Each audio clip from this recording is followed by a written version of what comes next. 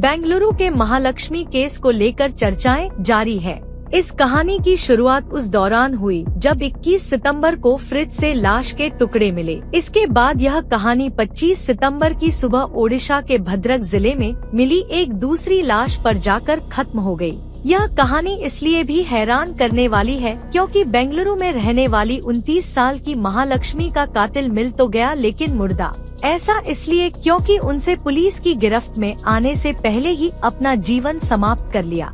लेकिन सुसाइड से पहले न सिर्फ उसने महालक्ष्मी के कत्ल की बात कबूली और वजह भी कागज पर लिखकर रख दी। महालक्ष्मी के कत्ल का राज मुक्तिरंजन की डायरी में ही पुलिस को मिला। महालक्ष्मी के साथ काम करता था मुक्तिरंजन। गौरतलब है कि 31 साल का मुक्तिरंजन रॉय ओडिशा के भद्रक जिले का रहने वाला था, लेकिन नौकरी बेंगलुरु में किया करता था। बेंगलुरु के एक ही मॉल में मुक्तिरंजन और महालक्ष्मी काम करते थे। यही दोनों की मुलाकात, दोस्ती और फिर प्यार हुआ।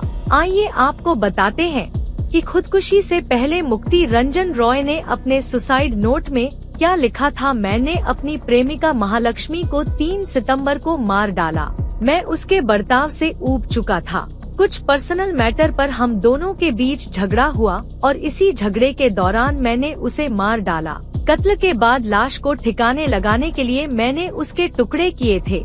पुलिस तक पहुंची था। महालक्ष्मी और मुक्ति का झगड़ा। इस सुसाइड नोट से साफ है कि मुक्तिरंजन और महालक्ष्मी रिलेशनशिप में थे, लेकिन महालक्ष्मी कुछ और लोगों के भी करीब थी और यही बात दोनों के बीच झगड़े की वजह बनी।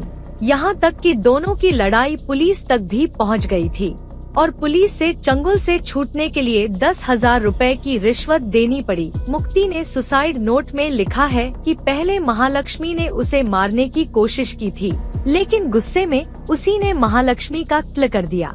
एक खास बात ये भी है कि मुक्ति ने ये सुसाइड नोट कत्ल के 10 रोज बाद यानी 13 सितंबर को लिख लिया था, लेकिन उसने खुदकुशी 25 सितंबर को की। सीडीआर से पुलिस को मिला अहम सबूत। अब आइए आपको बताते हैं कि आखिर मुक्तिरंजन राय का सुराग बेंगलुरु पुलिस को कैसे मिला। 21 सितंबर को जब महालक्ष्मी की टुकड़ों में बंटी लाश फ्रिज से बरामद हुई, तब पुलिस को महालक्ष्मी का एक फोन भी मिला था। ये फोन 3 सितंबर से स्विच ऑफ था। महालक्ष्मी के कॉल डिटेल रिकॉर्ड से पहली बार मुक्तिरंजन रॉय का नंबर मिला। वहीं मुक्तिरंजन के भाई की ओर से भी दावा किया गया कि कत्ल के बाद उसने कबूलनामा भी किया था।